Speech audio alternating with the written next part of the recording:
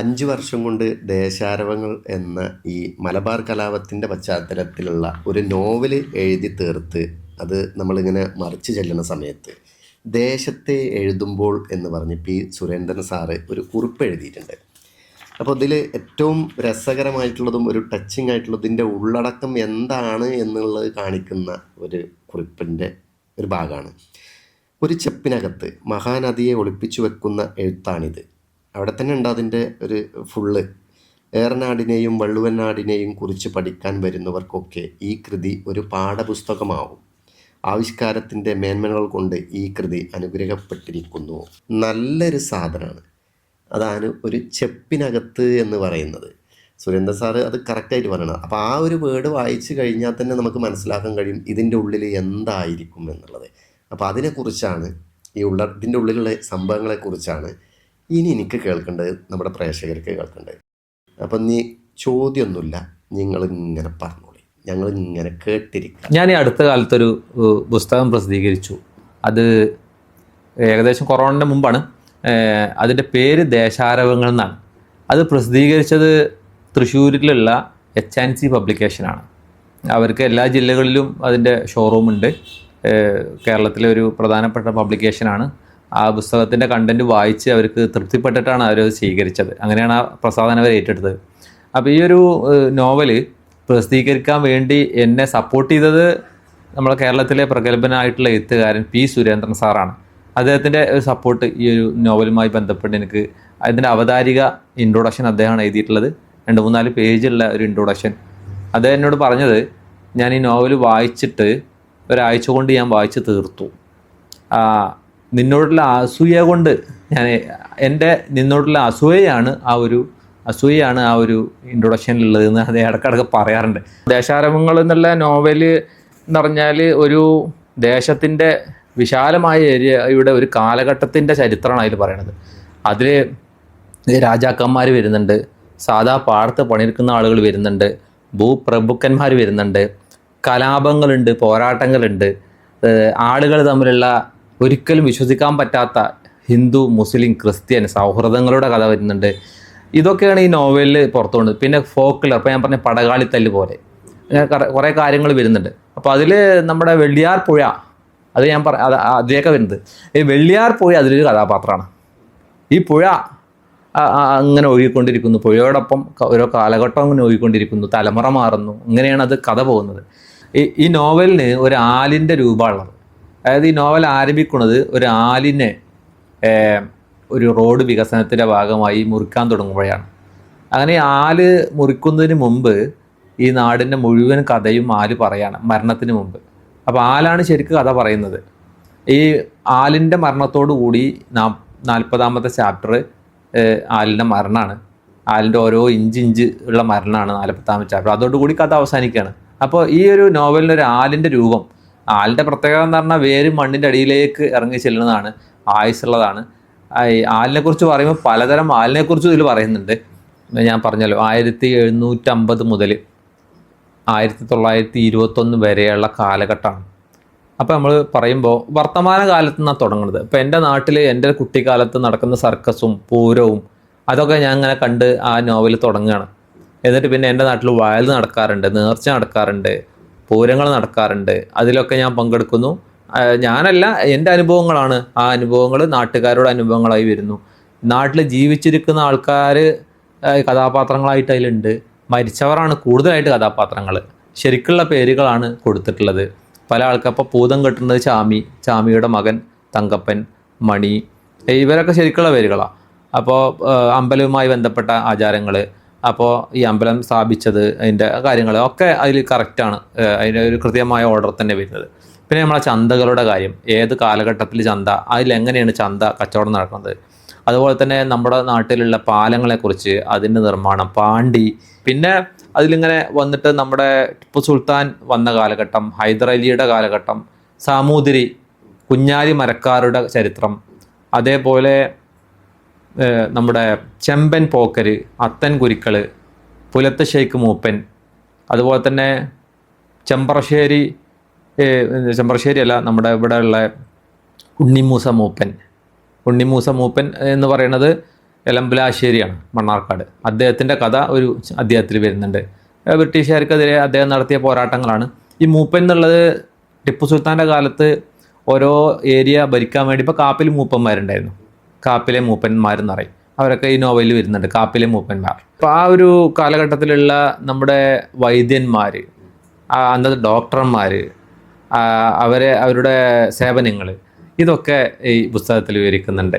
അതുപോലെ സ്ഥലപ്പേരുകൾ, നമ്മുടെ ഈ പരിസരത്തുള്ള പല സ്ഥലങ്ങളുടെയും പേരിൻ്റെ ഉത്ഭവം, അതിൻ്റെ ചരിത്ര പശ്ചാത്തലം, എങ്ങനെയാണ് ആ പേര് വന്നത്, അത് ഒരു കഥ പോലെ തന്നെ നോവലിൽ വിശദീകരിക്കുന്നുണ്ട്. സ്ഥലങ്ങളെ പേര് ഞാൻ ഇനി റിപ്പീറ്റ് ചെയ്യേണ്ടതല്ല, ധാരാളം സ്ഥലങ്ങളുണ്ട്. ആ മാമാങ്കം, ഒരു അധ്യായം മുഴുവൻ മാമാങ്കം. ഈ മാമാങ്കത്തിന് ഏകദേശം 12ഓളം വിദേശ രാജ്യങ്ങളിൽ നിന്നുള്ള വസ്തുക്കൾ കൊണ്ടുവന്നിരുന്ന, അതേപോലെ കുതിരകൾ, അറേബ്യ ഭാഗത്തു നിന്നൊക്കെയുള്ള കുതിരകളെ കച്ചവടം ഉണ്ടായിരുന്നു. അതുപോലെ അവിടെ ധാരാളം മറ്റേ മാർക്കറ്റുകൾ. അന്നത്തെ കാലത്ത് നമ്മുടെ പാണ്ഡ്യന്മാർ എന്ന് പറഞ്ഞാൽ തമിഴ്നാട്, അതുപോലെ തന്നെ വിജയനഗരം എന്ന് പറഞ്ഞാൽ നമ്മുടെ കർണാടക. അപ്പോൾ ഈ ഭാഗത്ത് മൊത്തത്തിൽ നോക്കുമ്പോൾ വലിയൊരു കച്ചവട കേന്ദ്രമായിരുന്നു ഈ മാമാങ്കം എന്നുള്ളത്. പിന്നെ അതിന് ചോരയുടെ മണമുള്ള കഥ പറയാനുണ്ട്, അത് വേറെയാണ്. അത് ആ പുസ്തകത്തിൽ നിങ്ങൾ വ്യക്തമായിട്ട് വായിച്ച് മനസ്സിലാക്കേണ്ടതാണ്. പിന്നെ നമ്മുടെ ഇതിൽ പല വിഭാഗങ്ങളായ ആളുകളെ കുറിച്ച് പറയുന്നുണ്ട്. ഇപ്പോൾ ഈ കുശവന്മാർ, അവർ വന്ന സ്ഥലം, അവർ ചെയ്തിരുന്ന സംഗതി, അതുപോലെ തന്നെ ഇതിൽ വെള്ളപ്പൊക്കം 921 ആ കാലത്ത് ഒരു വെള്ളപ്പൊക്കം ഉണ്ടായിരുന്നു, ഒരു 922-23 കാലത്ത്. അപ്പോൾ അത് എൻ്റെ നോവലിൽ ഒരു വെള്ളപ്പൊക്കമായിട്ട് തന്നെ ഒരു അധ്യായം പറയുന്നുണ്ട്. 2 അധ്യായം, വെള്ളപ്പൊക്കം ഒരു അധ്യായം, 2ാമത്തെ അധ്യായത്തിൽ വെള്ളപ്പൊക്കത്തിൽ നിന്ന് അവർ രക്ഷപ്പെടുന്നത്, അന്നത്തെ രീതിയിൽ എല്ലാവരും ഒരുമിച്ച് രക്ഷപ്പെടുന്നത്, അങ്ങനെയുള്ള കാര്യങ്ങൾ പറയുന്നുണ്ട്. അതിന് കുറേ കഥാപാത്രങ്ങൾ, ഇതിലുള്ള കഥാപാത്രങ്ങളുടെ പ്രത്യേകത പലരും പല പേരുകളും ശരിക്കുള്ള പേര് തന്നെയാണ്. പിന്നെ 921 കടക്കുന്നതിന് മുമ്പ് ഏകദേശം ഒരു പകുതി ചാപ്റ്റർ കഴിഞ്ഞിട്ടാണ് ഈ 21 വരുന്നത്. അതിന് മുന്നോടിയായിട്ട് അതിലേക്കുള്ള ഒരു സഞ്ചാരം, അത് നോവലിൻ്റെ ഒരു 4ാമത്തെ അധ്യായം മുതൽ ഈ 921 മൊത്തം 40 ചാപ്റ്ററുകളാണത്. അപ്പോൾ 4ാമത്തെ അധ്യായം മുതൽ ഇങ്ങനെ ഈ 921 സൂചന ഇങ്ങനെ തുടങ്ങി ലാസ്റ്റ് അതിലേക്ക് എത്തുന്ന രീതിയിലാണ് നോവലുള്ളത്. അല്ലാതെ മൊത്തം 921 പറയുന്നൊരു നോവലല്ല അത്. നമ്മുടെ ഇവിടെ പടിക്കപ്പാടം, ഈ പടിക്കപ്പാടത്ത് ഒരു അധ്യായം മുഴുവൻ പടിക്കപ്പാടത്ത് നടക്കുന്ന കാളപൂട്ടിനെ കുറിച്ചാണ്. കാരണം നാടിൻ്റെ പല ഭാഗത്തു നിന്നും മണിക്കാളകളും എരുതും 2 തരം കാളകളുണ്ടാവും. ഈ മണിക്കാളകളെയാണ് പ്രധാനമായിട്ടും ഇതിന് കൊണ്ടുവരിക. അവരെങ്ങനെ മാസങ്ങളോളം ഇതിന് ഒരുക്കിയിട്ട് കൊണ്ടുവരികയാണ്. അത് നാട്ടിലത്തെ അതിനും പ്രമാണിയായിരിക്കും ഒരുക്കണത്. അതൊരു വാശിയാണ്. കിഴക്കൻ മലയോര മേഖല എന്ന് പറയും. നമ്മളെ ഈ അടുത്തനാട്ടുകര, കരുവാരുകുണ്ട്, നിലമ്പൂർ, എൻ്റെ നാട്, ഇവിടെ ഒരു പശ്ചിമഘട്ടമാണല്ലോ. കുറച്ച് അങ്ങോട്ട് പോയാലും മലൻ്റെ അടിയിലുള്ള സ്ഥലം ഉണ്ണിയാലും വെട്ടത്തൂരൊക്കെ, അത് കഴിഞ്ഞാൽ വീണ്ടും മലയാണ്, മലപ്പുറം ഇതാണ്. അപ്പോൾ അന്ന് പലതരത്തും കൃഷി നടക്കും. കൃഷിക്കാർ ആ കൃഷിയുടെ ഉൽപ്പന്നങ്ങൾ ഏതെങ്കിലും ആ നാട്ടിലുള്ള ഒരാൾ കാളവണ്ടിയുമായി ചെല്ലും, അത് കാളവണ്ടിയിൽ കയറ്റും. ആ കാളവണ്ടിയിൽ അത് കയറ്റിയിട്ട് അത് ചന്തകളുണ്ടാവുക, ആ ചന്തകളിൽ എത്തിക്കും. പ്രഗത്ഭമായ ചന്ത മഞ്ചേരി ചന്ത. ഉണ്ണിയാലൊരു ചന്ത ഉണ്ടായിരുന്നു, പാലാടാണ് തുടങ്ങിയത്. ചന്തക്കുന്നായിരുന്നു ആ പേരനെ വന്നത്, ചന്തക്കുന്ന് എന്നുള്ളത് വന്നത് ചന്തക്കുന്നാണ് ആ പേര്. ഉണ്ണിയാൽ അവൻ്റെ നോവലിൽ ആ ചന്ത ഉണ്ട്, അവിടെ കച്ചവടം നടക്കുന്നുണ്ട്. ഈ അരക്കുപറമ്പ് എന്നുള്ള പേരിൻ്റെ പിന്നിൽ വലിയ കഥ ഉണ്ട്. ശരിക്കും അത് ഉരുക്കുപറമ്പാണ്. പണ്ട് കാലത്ത് നമ്മുടെ നാട്ടിൽ ധാരാളം ഇരുമ്പ് അയിര് കുഴിച്ചെടുത്തിരുന്ന പറയുന്നത് കരുവാന്മാർ. അപ്പോൾ അതിൻ്റെ സ്റ്റോറി തന്നെ ഊത്താലകളിലെ ഇരുമ്പുകാലം എന്ന് പറഞ്ഞൊരു ബുക്ക്, ഒരു ലേഖനം ഞാൻ വായിക്കാനിടയായി, VH ദിരാറിൻ്റെ. അതിൽ നിന്ന് നമ്മുടെ നാടിൻ്റെ പേരൊക്കെ അതിലുണ്ട്. അതായത് നമ്മളെ നാട്ടിലൊക്കെ വലിയ ഇപ്പോൾ കാര എന്നുള്ള പേര് കരു എന്ന് പറഞ്ഞാൽ ഇരുമ്പ് എന്നാണ്. അപ്പോൾ അങ്ങനെ വന്നാണെന്ന് പറയുന്നുണ്ട്. കരുവാരക്കുണ്ട് അങ്ങനെ തന്നെയാണ്. കരുവാരക്കുണ്ട് ഈ ഇരുമ്പിൻ്റെ ഒരു കേന്ദ്രമാണ്. അവിടെ നിന്ന് നമ്മളെ വിദേശ രാജ്യങ്ങളിലേക്കടക്കം, യൂറോപ്യൻ രാജ്യങ്ങളിലേക്കടക്കം ഇരുമ്പ് ധാരാളമായിട്ട് കയറ്റുമതി ചെയ്തു എന്നാണ് പറയുന്നത്. അവിടെ ചമ്പങ്കുന്ന് എന്ന് പറഞ്ഞ സ്ഥലമുണ്ട്. അവിടെ എപ്പോഴും പോയാൽ അതിൻ്റെ അവശിഷ്ടങ്ങൾ കാണാമെന്നാണ്, ഈ ഒരു കീടക്കല്ലുകൾ, ഇരുമ്പ് വേർതിരിച്ചിട്ടുണ്ടാകുന്ന അവശിഷ്ടങ്ങൾ. അപ്പോൾ നമ്മുടെ നാട്ടിൽ നിന്ന് മാമാങ്കത്തിനടക്കം ആയുധങ്ങൾ കൊണ്ടുവരുന്നു നമ്മുടെ നാട്ടിൽ നിന്ന്. അപ്പോൾ എൻ്റെ ഈ നോവലിൽ ഒരു അധ്യായം ഫുള്ള് മാമാങ്കമാണ്. അപ്പോൾ അതിൽ ഈ മാമാങ്കത്തിന് ആയുധങ്ങൾ നിർമ്മിക്കണം, മറ്റുള്ള കാര്യങ്ങളൊക്കെ അതിൽ പറയുന്നുണ്ട്. പിന്നെ 921 കാലഘട്ടത്തിൽ മാപ്പിളമാർക്ക് ഈ ബ്രിട്ടീഷുകാരുമായിട്ടുള്ള പോരാട്ടത്തിന് ആ സമയത്ത് ഉള്ള പല ഇതിനും അവരെ സഹായിച്ചിരുന്ന ഒരു വിഭാഗമാണ് കരുവാന്മാർ, പെരുങ്കൊല്ലന്മാർ. ഈവൻ തോക്കടക്കം ധാരാളമായിട്ടുണ്ടായി കൊടുത്തിട്ടുണ്ട്. ഈ മേലാറ്റൂരിൽ നിന്നൊക്കെ ധാരാളം കരുവാന്മാരെ അറസ്റ്റ് ചെയ്ത് കൊണ്ടുപോയിട്ടുണ്ട്. പലരെയും പല സ്ഥലത്തേക്കും നാട് കടത്തിയിട്ടുണ്ട്. അവരെ ഒരുപാട് പേരെ അതൊക്കെ നോവലിൽ പറയുന്നുണ്ട്. ആ കരുവാന്മാരെക്കുറിച്ചും അവരെ പിടിച്ചുകൊണ്ടുപോകുന്നതും അവരുടെ ദയനീയമായ അവസ്ഥയും. പഴമയുടെ സൗന്ദര്യമുള്ള പള്ളി കൊമ്പങ്കല്ല് പള്ളി, നിങ്ങൾ പോയിട്ടുണ്ടെങ്കിൽ കണ്ടിട്ടുണ്ടാവും. ആ പഴമയുടെ ആ ഒരു പണ്ട് പള്ളിയും അമ്പലവും നിർമ്മാണത്തിൽ കുറേ ഒരു സാമ്യതകളൊക്കെ നമുക്ക് കാണാൻ സാധിക്കും. ആ ഒരു സാമ്യത കേരളത്തിലുള്ള ഒരു വാസ്തുവിദ്യയാണത്. ഒരു തച്ചു ശാസ്ത്രം. പള്ളി നിർമ്മിക്കണമൊക്കെ ഈ ആശാരിമാരാണല്ലോ, അവർ തന്നെയാണ് ഇത് നിർമ്മിക്കുന്നത്. അപ്പോൾ സ്വാഭാവികമായിട്ട് ഒരു ഇത് വരുന്നതാണ്. നമ്മളൊരു എന്താ പറയുക, ആർക്കിടെക്ചർ അങ്ങോട്ടും ഇങ്ങോട്ടും സംസ്കാരം കൈമാറാന്നൊക്കെ പറയില്ല, അങ്ങനെ സംഭവിക്കണതാണത്. ഇപ്പോൾ മുഗളന്മാർ വന്നപ്പോൾ അവരുടെ ആർക്കിടെക്ചർ ഇവിടെ വന്നു, താജ്മഹൽ, അങ്ങനെ കുറേ സംഗതികളൊക്കെ പേർഷ്യൻ ആർക്കിടെക്ചർ ഇവിടെ ഇന്ത്യയിൽ പല ഭാഗത്തും വന്നു. അതേപോലെ ഇവിടെ കേരളത്തിൽ പള്ളി നിർമ്മിച്ചപ്പോൾ ആ അമ്പലത്തിനോട് സാമ്യത നമുക്ക് ചില സ്ഥലത്തൊക്കെ നമുക്ക് കാണാൻ സാധിക്കുന്നുണ്ട്, കൊത്തുപണികളൊക്കെ നോക്കുമ്പോൾ. അപ്പോൾ ഇതിൽ കഥാപാത്രങ്ങളായി വരുന്ന ആൾക്കാരെ ഞാൻ ജസ്റ്റ് ഒന്ന് സൂചിപ്പിക്കാം. അപ്പോൾ 1750 1753 എന്നൊക്കെ പറയുമ്പോൾ മമ്പുറം തങ്ങളൊക്കെ ഒരു കാലഘട്ടം. അന്ന് മുസ്ലിംസിൻ്റെ ഒരു ലീഡർമാരെന്ന് പറഞ്ഞാൽ മമ്പുറം തങ്ങന്മാർ. അതിൽ 2 തങ്ങന്മാരുണ്ട്. ഒന്ന് മമ്പുറം സയ്യിദ് അലവി തങ്ങളും മമ്പുറം സയ്യിദ് ഫസൽ തങ്ങളും. ഇതിൽ ഫസൽ തങ്ങളെ ബ്രിട്ടീഷുകാർ നാട് കടത്തി ഇവിടേക്ക്, ഈ തുർക്കിയിലേക്ക് എന്നാൽ യമനിലേക്ക് ആ ഭാഗത്തേക്കാണ് നാട് കടത്തിയത്. അദ്ദേഹം പിന്നെ ലൊഫാർ എന്ന് പറഞ്ഞ സ്ഥലത്തെ ഗവർണറായി മാറി. നാട് കടത്തിയ ആളാണ്. അവിടെ ചെന്നപ്പോൾ അവിടെ സ്വീകാര്യനായി തുർക്കി സുൽത്താൻമാർ അദ്ദേഹത്തെ സ്വീകരിച്ചു, മന്ത്രിയാക്കി, ലൊഫാറിലെ ഗവർണറാക്കി. അദ്ദേഹം ഏകദേശം മക്കത്ത് 18 വർഷത്തോളം അവിടെ ചിലവഴിച്ചിട്ടുണ്ട്. അവിടെ റെയിൽവേ പദ്ധതി, ഹിജാസ് റെയിൽവേ പദ്ധതി അത് ആവിഷ്കരിച്ചത് ഈ ഒരു ഫസൽ പൂക്കോയ തങ്ങളാണ്. അദ്ദേഹത്തെയും 57 ആൾക്കാരെയും നാട് കടത്തിയതാണ്. നാട് കടത്തിയതെന്ന് പറഞ്ഞാൽ ബ്രിട്ടീഷുകാർക്ക് അവരിവിടുന്ന് പോകണം. അപ്പോൾ തങ്ങൾ പറഞ്ഞു, ഞാൻ കാരണം ഈ നാട്ടിലുള്ള ആൾക്കാർ രക്തപ്പുഴ ഒഴുകുന്നത് ഞാൻ ആഗ്രഹിക്കുന്നില്ല. അപ്പോൾ ജനങ്ങളെയൊക്കെ സമാധാനിപ്പിച്ച് അദ്ദേഹം പോകുമ്പോൾ ആയിരക്കണക്കിന് എത്രയോ ആളുകൾ റോഡിൻ്റെ ഇരുവശങ്ങളിൽ നിൽക്കുകയാണ്. അവരൊക്കെ അക്രമത്തിലേക്കും കലാപത്തിലേക്കും പോകാതെ തടഞ്ഞു നിർത്തിയത് ആ തങ്ങളുടെ വാക്കാണ്. അവർ ഇവിടെ പ്രശ്നം ഉണ്ടാവരുത്, ഞാൻ കാരണം ഒരു രക്തച്ചൊരിച്ചിട്ടുണ്ടാവുക, അതുകൊണ്ട് ഞാൻ പോയി തരാം, അങ്ങക്ക് അതെല്ലാം വേണ്ടത്, അങ്ങനെ പോയൊരു മനുഷ്യനാണ്. എന്നിട്ട് അവിടെ പോയി ഇപ്പോൾ അദ്ദേഹത്തിൻ്റെ ഖബറിടുള്ളത് അവിടുത്തെ തുർക്കി ഖലീഫന്മാരുടെ ഖബർസ്ഥാനിലുള്ളത്. അത്ര ഒരു നല്ലൊരു സ്വീകാര്യത അദ്ദേഹത്തിന് അവിടെ കിട്ടിയിട്ടുണ്ട്. അവിടെ പോയിട്ടും ബ്രിട്ടീഷുകാർക്കെതിരെ കുറേ അദ്ദേഹം ഫൈറ്റ് ചെയ്തിട്ടുണ്ട്. അദ്ദേഹത്തിൻ്റെ, ഞാൻ പറയും, മമ്പുറം തങ്ങന്മാർ 2 പേരും ബ്രിട്ടീഷുകാർക്കെതിരെ, സാമ്രാജ്യത്വ ശക്തികൾ അവർക്കെതിരെയുള്ള പോരാട്ടത്തിൽ മുന്നിൽ നിന്ന ആൾക്കാരാണ് 2 പേരും. അതുകൊണ്ട് 2 പേരും ബ്രിട്ടീഷുകാർക്കെതിരെയായിരുന്നു. പിന്നീട് വന്ന ആൾക്കാരിലൊക്കെ മാറ്റം വന്നിട്ടുണ്ട്. പിന്നീട് ബ്രിട്ടീഷുകാർക്ക് ഇഷ്ടപ്പെട്ട ഒരാളാണ് ഇവരങ്ങോട്ട് നാട് കടത്തിയപ്പോൾ അവിടെ വന്നത്. പേര് ഞാനിപ്പോൾ ഓർക്കുന്നില്ല, അത് പിന്നീട് വന്ന മാറ്റങ്ങൾ. പക്ഷേ അവർ നല്ലൊരു നവോത്ഥാന നായകന്മാരും അതുപോലെ തന്നെ ഈ ഒരു മുസ്ലിം സമൂഹത്തെ നല്ല രീതിയിൽ മുന്നോട്ട് കൊണ്ടുപോകാനൊക്കെ നേതൃത്വം കൊടുത്ത അവർ നല്ലൊരു ഹിസ്റ്ററി അവർക്കുണ്ട്. അതാണ് ഞാൻ മനസ്സിലാക്കിയിട്ടുള്ളത് കേട്ടോ, ഞാൻ പഠിച്ചത് അതാണ്. അതുപോലെ അതിൽ കഥാപാത്രങ്ങൾ വരുമ്പോൾ പിന്നെ എങ്ങനെ പോരും കേട്ടോ. കഥാപാത്രങ്ങൾ വരുമ്പോൾ നമ്മുടെ മമ്പുറം തങ്ങൾ കഴിഞ്ഞ് പിന്നെ നമ്മുടെ ഈ മൂപ്പന്മാർ, ഈ ടിപ്പു സുൽത്താൻ വന്ന സമയത്ത് നമ്മുടെ നാട്ടിൽ ഈ ടിപ്പു സുൽത്താൻ വരുമ്പോൾ അവർ ബ്രിട്ടീഷുകാരെ ഇവിടെ വരാനുള്ള കാരണം അത് കൃത്യമായിട്ട് എന്താണെന്ന് വെച്ചാൽ മൈസൂർ ഭരണം എന്നാണ് പറയുക. വരാനുള്ള കാരണം ഈ സാമൂതിരി ഇവിടെ പാലക്കാട് ആക്രമിച്ചു. പാലക്കാട്ടിലെ രാജാവ് കേളുവച്ചൻ എന്ന പേര്, അദ്ദേഹം ദിണ്ടിഗൽ എന്ന് പറയുന്ന തമിഴ്നാട്ടിലുള്ളൊരു സ്ഥലമുണ്ട്, അവിടെയാണ് ആ സമയത്ത് ഹൈദരലി ഗവർണറായിട്ട് ജോലി ചെയ്യണേ. അന്ന് മൈസൂർ രാജാവിൻ്റെ വെറും ഗവർണറാണ് ഹൈദരലി. ഈ കേളുവച്ചൻ എന്ത് ചെയ്തു, കോമിയച്ചനെ കേളുവച്ചനാണ് പേര്, ചിലപ്പോൾ വ്യത്യസ്തമുണ്ടാവും. അദ്ദേഹം എന്ത് ചെയ്തു, ഹൈദരലിയെ പോയി കണ്ട് സഹായിക്കണം, എന്നെ സാമൂതിരി ആക്രമിക്കുന്നുണ്ട്. ആ സഹായത്തിന് വന്നതാണ് അന്ന് ഹൈദരലി. പിന്നീട് അവിടുന്ന് ഹൈദരലി പോകുന്ന നേരെ കോഴിക്കോട് വരെ എത്തി. അവസാനം കോഴിക്കോട് എത്തുമ്പോൾ സാമൂതിരി കീഴടങ്ങാണ്. കപ്പം കൊടുക്കുക, 12 ലക്ഷം രൂപ അന്നത്തെ കൊടുക്കാമെന്ന് പറഞ്ഞിട്ടാണ് പോണത്. പിന്നീട് സാമൂതിരി ആ പൈസ അടക്കുന്നില്ല എന്ന് കണ്ടപ്പോൾ വീണ്ടും ആക്രമിക്കാൻ വരുന്നു. അന്നത്തെ സാമൂതിരി ആ ഒരു വീട് കൊട്ടാരമൊക്കെ കത്തിച്ച് അവിടെ ആത്മഹത്യ ചെയ്യുന്നു, കുടുംബത്തെ പൊന്നാനിയൊക്കെ പറഞ്ഞേക്കണമൊക്കെ സംഭവിക്കുന്നുണ്ട്. അന്ന് പിന്നെ ആ ഒരു അങ്ങനത്തെയാണല്ലോ, രാജാക്കന്മാർ തമ്മിലുള്ള ഫൈറ്റൊക്കെ നടക്കുന്ന ഒരു കാലഘട്ടമാണല്ലോ. അപ്പോൾ പിന്നീട് ടിപ്പു സുൽത്താൻ വന്നപ്പോൾ ഇവിടെ ഭരിക്കാൻ വേണ്ടി ഒരു പ്രത്യേക തരം ആളുകളെ ഉണ്ടാക്കി. അവരുടെ പേരാണ് മൂപ്പന്മാരെന്ന് പറയാം. അപ്പോൾ നമ്മൾ എളമ്പളാശ്ശേരി ഉണ്ണി മൂസ മൂപ്പൻ, അവർ മൂപ്പനാണ്, എളമ്പളാശ്ശേരി. ഈ നോവൽ ഏകദേശം ഞാൻ 3 തവണ എഴുതിയിട്ടുണ്ട്. ആദ്യം ഒരു രീതിയിൽ എഴുതി, തൃപ്തി ആവാത്തതുകൊണ്ട് വീണ്ടും വേറൊരു രീതിയിൽ എഴുതി, അതിലും തൃപ്തി ആവാത്തതുകൊണ്ട് 3ാമത്തെ രീതിയിൽ എഴുതി. അതാണ് ഈ നോവലിൻ്റെ ഫൈനലായി മാറിയത്. നോവൽ ഞാൻ എഴുതിയിട്ട് കൊറോണയുടെ മുമ്പാണ് എഴുതി തുടങ്ങിയത്. ആദ്യത്തെ ഒരു അധ്യായം ഞാൻ ഫേസ്ബുക്കിലിട്ടു.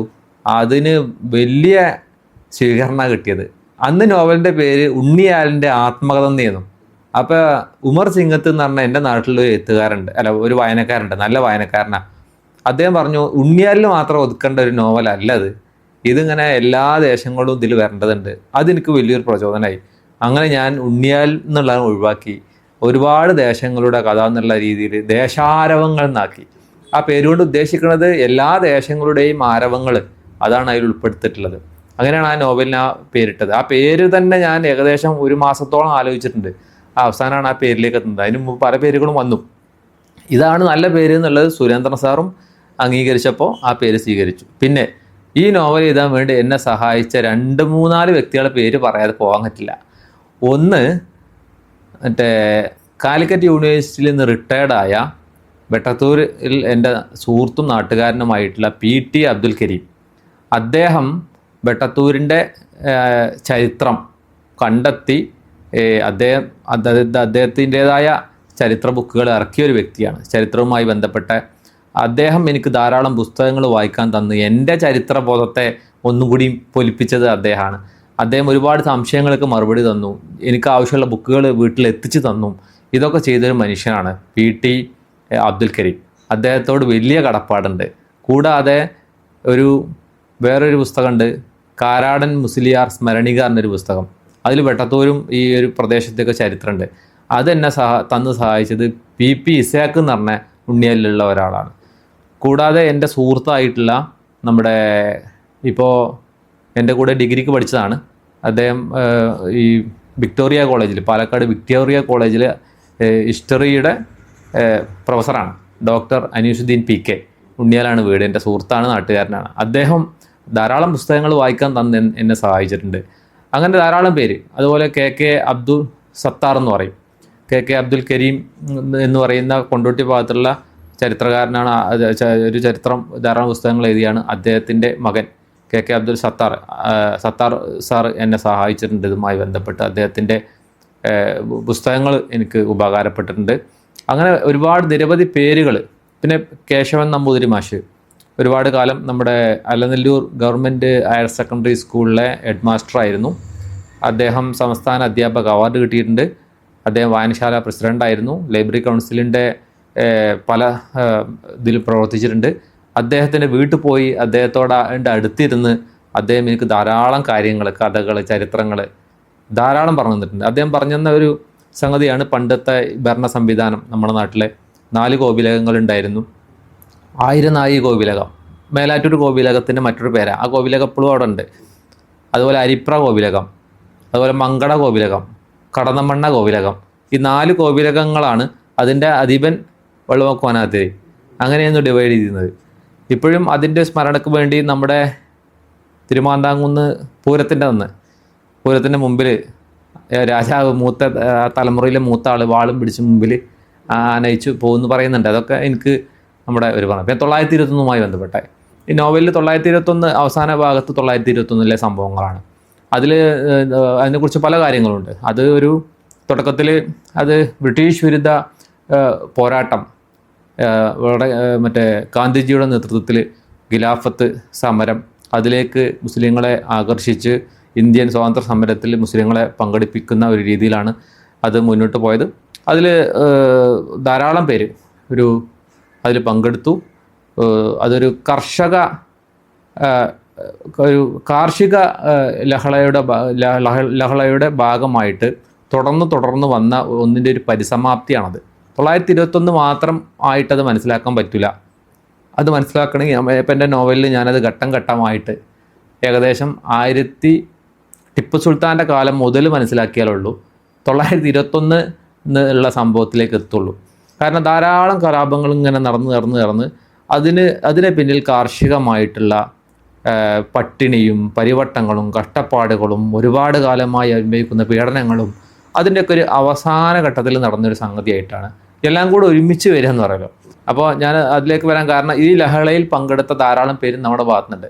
പലരും മനസ്സിലാക്കിയിട്ടുള്ളത് ഇത് ഒരു വിഭാഗം മാത്രം പങ്കെടുത്ത ലഹള എന്നാണ്. അത് തെറ്റാണ്. അതിൽ എല്ലാ വിഭാഗം ആളുകളും പങ്കെടുത്തിട്ടുണ്ട്. MP നാരായണ മേനോൻ, അദ്ദേഹത്തിൻ്റെ വീട് അങ്ങാടിപ്പുറത്തായിരുന്നു. ഈ ലഹളയിൽ പങ്കെടുത്തതിന് ഏകദേശം 14 കൊല്ലോ നാട് കടത്തിപ്പെട്ട മനുഷ്യനാണ്. അതുപോലെ നമ്മുടെ ഖിലാഫത്തിൻ്റെ നേതാക്കന്മാർ, ഇപ്പോൾ അതിൻ്റെ സെക്രട്ടറിമാർ, അതൊക്കെ പലരും ഒരു സമുദായത്തിൽപ്പെട്ട ആളുകളല്ല. പറമ്പോട്ട് അച്യുത മേനോൻ അലനല്ലൂർ ഖിലാഫത്തിൻ്റെ നേതാവായിരുന്നു. അതുപോലെ തന്നെ നമ്മുടെ പാണ്ടിക്കാട് ധാരാളം പേര്, അവരുടെ പേരുകൾ ഒക്കെ കൃത്യമായിട്ട് എനിക്ക് ഓർക്കാൻ കഴിയുന്നില്ല. ധാരാളം പേരുണ്ട്. നാരായണൻ നമ്പീശൻ, അതുപോലെ ഒരുപാട് നേതാക്കന്മാർ അവിടുന്ന് പങ്കെടുത്തിട്ടുണ്ട്. ഇവരൊക്കെ കൂടെ പങ്കെടുത്ത ഒരു ലഹളയാണത്. വെട്ടത്തൂർ ഈ ഖിലാഫത്തിൻ്റെ നേതാവ് കാരാടൻ മുസ്ലിയാർ എന്ന് പറഞ്ഞ ആളായിരുന്നു. അതുപോലെ നമ്മുടെ നാട്ടിൽ നിന്ന് ആലിങ്കൽ ഇതിന്ന് പങ്കെടുത്ത ഒരുപാട് പേരെ ആന്തമാനിലേക്ക് നാട് കടത്തിയിട്ടുണ്ട്. അതിൽപ്പെട്ട സൈതാലിക്കുട്ടി, അമ്പാട്ട് പറമ്പൻ സൈതാലിപ്പൂ, അതൊക്കെ ആലിങ്കൽ നിന്ന് നാട് കടത്തിയതാണ്. ഈ അമ്പാട്ട് പറമ്പൻ സൈതാലിപ്പൂ ഒക്കെ ക്രൂരമായ ഏകാന്ത തടവിന് ശിക്ഷിക്കപ്പെട്ട മനുഷ്യനാണ്. ചില ആൾക്കാർ മടങ്ങി വന്നു അന്തമാൻ, ചില ആൾക്കാർ ആൻഡമാനിൽ തന്നെ മരിച്ചു. ഈ അമ്പാട്ട് പറഞ്ഞ സൈതാലിപ്പൂ ഒക്കെ അവിടെ മരിച്ചവരാണ്. അപ്പോൾ സൈതാലിക്കുട്ടി, പുത്തങ്കോട്ട് പുലയക്കളത്തിൽ സൈതാലിക്കുട്ടി, അതുപോലെ പോക്കുണ്ണി, അതുപോലെ നമ്മുടെ തടിയൻ അലവി മുസ്ലിയാർ, കർക്കിടാങ്കുന്നൻ കുഞ്ഞിപ്പോക്കർ, അങ്ങനെ പേരുകൾ പറയുകയാണെങ്കിൽ ഒരുപാടുണ്ട്. എല്ലാ പേരും കൂടി പറയാൻ കഴിയില്ല. പിന്നെ നമ്മുടെ ഈ എർത്താനാട്ടുകര ഭാഗത്ത് നിന്ന് മുക്രി കുഞ്ഞേമ്മ, അങ്ങനെ എന്തൊരു പേരാണ്. എർത്താനാട്ടുകര ഭാഗത്തും ഇതുമായി ബന്ധപ്പെട്ട വെടിവെപ്പും കലാപങ്ങളും ഒക്കെ ഉണ്ടായിട്ടുണ്ട്. എല്ലാ ഭാഗത്തും ഉണ്ടായിട്ടുണ്ട്. ബ്രിട്ടീഷുകാർക്കെതിരെയുള്ള പോരാട്ടമായിരുന്നു അത്. പിന്നീട് ഈ ബ്രിട്ടീഷുകാർക്ക് ഒപ്പം നിന്ന പലരും ഈ മാപ്പിളമാരെയൊക്കെ ഒറ്റിക്കൊടുക്കുന്നത് വന്നു. അപ്പോൾ ഈ ഒറ്റിക്കൊടുക്കുന്നവരെയും ഈ മാപ്പിളമാരെ ആക്രമിക്കാൻ തുടങ്ങി. അപ്പോൾ പരസ്പരം ഉള്ള യുദ്ധങ്ങൾ വന്നു, അങ്ങോട്ടും ഇങ്ങോട്ടും നാശനഷ്ടങ്ങളൊക്കെ ഉണ്ടായി എന്നുള്ളത് ഒരു യാഥാർത്ഥ്യമാണ്. അതേസമയം ബ്രിട്ടീഷുകാർക്കെതിരെ നടന്ന ഇന്ത്യയിൽ നടന്ന ശക്തമായിട്ടുള്ള ഒരു പോരാട്ടമായിരുന്നു. 6 മാസത്തോളം ബ്രിട്ടീഷുകാരെ ഈ പ്രദേശത്ത് ഭരണം അവർക്ക് നഷ്ടപ്പെട്ടു എന്നുള്ളത് ഒരു യാഥാർത്ഥ്യമാണ്. അതൊരു സത്യമാണ്. അപ്പോൾ 921 അങ്ങനെ ഇതിൽ വരുന്നത് 921 മാത്രമുള്ള ഒരു സ്റ്റോറി അല്ലത്. അതേസമയം ഇതിൽ ലാസ്റ്റ് അന്തമാനിലേക്ക് നാട് കടത്തിയ ഒരു ആൾ അവിടുന്ന് ഒരു കത്ത് അയക്കണതാണ്. ആ കത്ത് വായിക്കുമ്പോൾ അന്തമാനത്തെ കാര്യം നമുക്ക് മനസ്സിലാക്കാൻ കഴിയും. ദേശാരവങ്ങൾ ശരിക്ക് ഭയങ്കര ദേശത്തിൻ്റെ ആരവങ്ങളാണ്. അതിലെല്ലാം ഉൾപ്പെട്ടിട്ടുണ്ട് ആ പേരിൽ തന്നെ. നേരത്തെ പറഞ്ഞ പോലെ ഇതിൻ്റെ ഒരു 2ാം ഭാഗത്തെക്കുറിച്ച് ആലോചിക്കുന്നുണ്ടോ? ഇപ്പോൾ ഇതുവരെ എത്ര ബുക്ക് എഴുതിയിട്ടുണ്ട്? ഏതൊക്കെ ബുക്കുകളാണ്? എൻ്റെ ആദ്യത്തെ പുസ്തകം ഞാൻ സ്വന്തമായിട്ട് ഇറക്കിയ പുസ്തകമായിരുന്നു. അത് പുരാവസ്തു എന്ന പേര്. അതൊരു നാടകമാണ്. 2ാമത്തെ ചിതലുകളായിരുന്നു. അത് ചെറുകഥാ സമാഹാരങ്ങൾ. ഈ കാലഘട്ടത്തിൽ ഞാൻ എഴുതിയ ചെറുകഥകൾ ഉൾപ്പെടുത്ത ഒരു 10-12 കഥകളുള്ള പുസ്തകമായിരുന്നു. പിന്നെ അതിനുശേഷം വീണ്ടും ചെറിയൊരു നാടകത്തിൻ്റെ രേഖാംഗ നാടകം, ഒരു 4 നാടകങ്ങളിലൊരു പുസ്തകം, ചെറിയ നാടകം, പിരാനകൾ എന്നാ പേര്. പിന്നെ ഒരു പുസ്തകം ഇറങ്ങിയത് കാക്കകളുടെ ലോകം എന്ന് പറഞ്ഞ ഒരു പുസ്തകമാണ്. അത് ചെറുകഥാ സമാഹാരം. ഇത്രയും പുസ്തകങ്ങളൊക്കെ പ്രത്യേകത ഇത് ഞാൻ സ്വയം ഇനിഷ്യേറ്റ് ചെയ്ത് ഒരു പബ്ലിഷേഴ്സിൻ്റെയും സഹായം ഇല്ലാതെ ഞാൻ തന്നെ പ്രസിദ്ധീകരിച്ചതാണ്. പബ്ലിഷേഴ്സിൻ്റെ അടുത്തേക്ക് പോകുന്നത് പഠിക്കാൻ പരീക്ഷയെ കീഴടക്കാം. ഞാൻ ഈ മോട്ടിവേഷൻ ക്ലാസ് എടുക്കാനൊക്കെ കുറേശ്ശൊക്കെ തുടങ്ങിയിരുന്നു. എങ്ങനെ പരീക്ഷ എഴുതാം, എങ്ങനെ പഠിക്കാം എന്നൊക്കെ കുട്ടികൾക്ക് പറഞ്ഞു കൊടുക്കുന്ന ഒരു കാലഘട്ടം, ഏകദേശം ഒരു 4-5 വർഷം ഞാൻ ഒരു സജീവമായിട്ട് കുറച്ചൊക്കെ ഉണ്ടായിരുന്നു. അന്ന് അതുമായി ബന്ധപ്പെട്ട ഒരു പുസ്തകമായിരുന്നു പഠിക്കാൻ പരീക്ഷയെ കീഴടക്കാം. അത് കോഴിക്കോടുള്ള ലിബ പബ്ലിക്കേഷൻ അത് പ്രസിദ്ധീകരിച്ചു. അതാണ് ആദ്യത്തായിട്ട് ഒരു പ്രസാധകർ മുഖേന ഞാൻ പ്രസിദ്ധീകരിച്ചത്. അതിനുശേഷമാണ് ഞാൻ ഈ ദേശാരവങ്ങൾ എന്നുള്ള ഒരു നോവലിലേക്ക് തിരിയണത്. അങ്ങനെ അതിനുവേണ്ടി ഞാൻ ഒരുപാട് നേരത്തെ പറഞ്ഞ റിസർച്ച് നടത്തി. അങ്ങനെ ആ ഒരു രീതിയിൽ നല്ലൊരു പ്രസാധകരെ കൊണ്ട് HNC പബ്ലിക്കേഷൻസ് കൊണ്ട് ഒരു പുസ്തകം ഇറക്കി. 300 പേജുണ്ട്, 40 അധ്യായങ്ങളാണ് അതിലുള്ളത്. അതാണ് ദേശാരവങ്ങൾ. അതിനുശേഷം ഈ HNC തന്നെ എൻ്റെ അടുത്ത ഒരു പുസ്തകം പ്രസിദ്ധീകരിച്ചു. അതാണ് ശത്രു എന്ന പേരിലുള്ള ഒരു ചെറുകഥാ സമാഹാരം. 14 കഥകളാണ്. ആ പുസ്തകം ആമസോണിലടക്കം ലഭ്യമാണ്. അതുപോലെ ഓൺലൈനായിട്ട് വാങ്ങാൻ കിട്ടും. അതിന് ചെറിയ പൈസയാണ് ആ പുസ്തകത്തിനുള്ളത്. ഇത്രയാണ് ഇപ്പോൾ ഇതുവരെ ഇറങ്ങിയ പുസ്തകം. അപ്പോൾ 7 പുസ്തകങ്ങൾ ഇപ്പോൾ എൻ്റെതായി പ്രസിദ്ധീകരിച്ചിട്ടുണ്ട്. ഇനി എൻ്റെ ഇറങ്ങാൻ പോകുന്ന 2 പുസ്തകങ്ങളുണ്ട്. ഒന്ന് മാൻകൈൻഡ് പ്രസിദ്ധീകരിക്കുന്ന പളുങ്ക് ഗോലികൾ. എൻ്റെ ഒരു കുട്ടിക്കാലവും അന്നത്തെ കളികളും അന്നത്തെ സുന്ദരമായൊരു കാലഘട്ടത്തെ വർണ്ണിക്കുന്ന ഒരു പുസ്തകമാണ്. അതിൽ പളുങ്ക് കോലികളിൽ ഓരോ മനുഷ്യനും ഇപ്പോൾ 90s-ലും 80s-ലൊക്കെ ജീവിച്ച ഓരോ മനുഷ്യനും ഓർത്തെടുക്കാനുള്ള ഒരുപാട് അനുഭവങ്ങൾ അതിലുണ്ട്. അത് മാൻകൈൻഡ് ആണ്. 100 പേജിൻ്റെ അടുത്തുണ്ട്. ചിത്രങ്ങളുള്ള ഒരു പുസ്തകം കൂടിയാണ്. അതിൽ കുറച്ച് കാർട്ടൂണല്ല ചിത്രീകരണം അതിൽ ഉൾപ്പെടുത്തിയിട്ടുണ്ട്. പിന്നെ ഈ ദേശാരവങ്ങളുടെ 2ാം ഭാഗം അത് ഏകദേശം ഞാൻ എഴുതണമെന്ന് വിചാരിച്ചതല്ല. പക്ഷെ പിന്നീട് എനിക്ക് തോന്നി അത് 2ാം ഭാഗം എഴുതിയാലുള്ളത് മുഴുവനാവുള്ളൂ. അങ്ങനെ ഞാനത് ഈ കഴിഞ്ഞ ജൂൺ മാസത്തിൽ എഴുതാൻ തുടങ്ങി. ഏകദേശം ഒരു ഡിസംബറോട് കൂടി അതിൻ്റെ ഒറ്റ എഴുത്ത് തീർത്തു. എഴുതി കഴിഞ്ഞപ്പോൾ 54 ചാപ്റ്റർ ഉണ്ട്. അപ്പോൾ എനിക്ക് തോന്നി ഈ 54 ചാപ്റ്റർ ആകുമ്പോൾ ഒരുപാട് പേജ് ഉണ്ടാവും, വായനക്കാർക്കൊക്കെ പ്രയാസമാവുമല്ലോ. അപ്പോൾ ഞാൻ അത് എന്ത് ചെയ്തു, പരമാവധി അതിൽ കുറച്ച് ഭാഗം ഒഴിവാക്കിയിട്ട് ഒരു 35 ചാപ്റ്ററുള്ള ഒരു ചെറിയൊരു 150 പേജിൻ്റെ ഉള്ളിലുള്ളൊരു ബുക്കാക്കിയിട്ട് അതിൻ്റെ വർക്ക് തീർത്തു. 1 വർഷത്തിനുള്ളിൽ ആ പുസ്തകം ഇറങ്ങുമെന്നാണ് വിചാരിക്കുന്നത്. അത് കുറച്ചുകൂടി ഒരു ഫിക്ഷനാണ്, ഹിസ്റ്ററിയാണ്. ഇവിടെ നിന്ന് നാട് കടത്തപ്പെട്ട ആളുകളുടെ അവിടുത്തെ ജീവിതമാണ്. അത് ഈ ഒരു കാലഘട്ടം മാത്രമേ പറയുന്നുള്ളൂ. 1921 മുതൽ 1934 വരെ ആ ഒരു കാലഘട്ടം മാത്രമേ അതിൽ പറയുന്നുള്ളൂ. അവിടെ മാത്രമേ ഫോക്കസ് ചെയ്യണുള്ളൂ. കേൾക്കാത്ത കാര്യത്തെക്കുറിച്ചാണ് സംസാരിക്കുന്നത്. അപ്പോൾ അതിനൊരു പ്രത്യേക ഒരു ആകാംക്ഷ ഉണ്ടാവും. അതുകൊണ്ട് തന്നെയാണ് ദേശാരവങ്ങൾ എന്ന് പറഞ്ഞ ഷൗക്കത്ത് സാറ് എഴുതിയ ഈ നോവലിനെ കുറിച്ച്, അതിൻ്റെ ഉള്ളടക്കത്തെക്കുറിച്ച്, അതുമായി ബന്ധപ്പെട്ടിട്ടുള്ള കുറേ രസകരമായിട്ടുള്ള ചരിത്രങ്ങളൊക്കെയാണ് പറഞ്ഞത്. നമുക്കെപ്പോഴും കേട്ടിരിക്കാനും നമ്മളൊരു ആ ഒരു കാലഘട്ടത്തിലൂടെ സഞ്ചരിച്ച് പോയ രൂപത്തിൽ, നമ്മളതിലുള്ളൊരു കഥാപാത്രമായ രൂപത്തിലേക്ക് നമുക്ക് ഫീലിങ്സ് വന്നിട്ടുണ്ടെങ്കിൽ തീർച്ചയായിട്ടും ഈ ബുക്കൊന്ന് വായിക്കണം.